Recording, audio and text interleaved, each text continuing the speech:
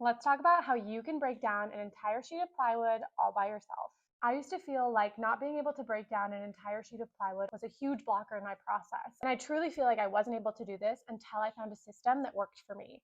So I'm going to walk you through how I break down a piece of plywood all by myself and the tools that you need to do it. I'll usually just back my truck right up into my garage and then just slide each piece of plywood onto the sawhorses. I find this to be a bit easier than going all the way to the ground. There are a lot of different ways that you can cut down a sheet of plywood. I personally like to do it just on the floor of my garage because I think that that feels a little bit more manageable. I will just lay my sheet of plywood down on a couple of scrap pieces of 2x4s, and then I will cut right through them. You can see this one has been used quite a bit, but it works like a charm. It allows me to have a secure base and not feel like my plywood is wobbling around all over the place. I need to get the plywood from here onto the floor.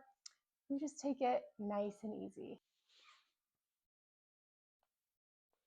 I'm just gonna hold it steady so that it doesn't slide down while I move to the top. And then I can kind of pick it up. If it's resting on at least 2 of my 2x4s, that gives me a little bit more leverage so that I can pick it up easier as I go down. I typically put 1 2x4 on the end, on each end, and then 1 in the middle. Now this is ready for us to chop down.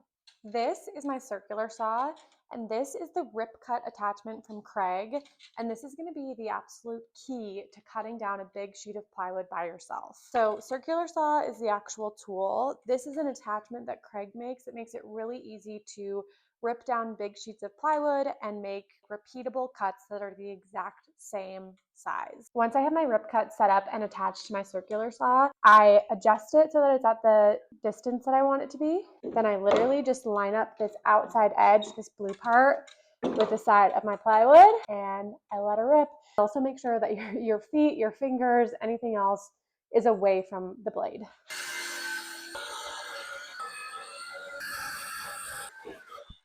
And just like that, you've ripped down your piece of plywood. And that's how you can cut down a full sheet of plywood all by yourself.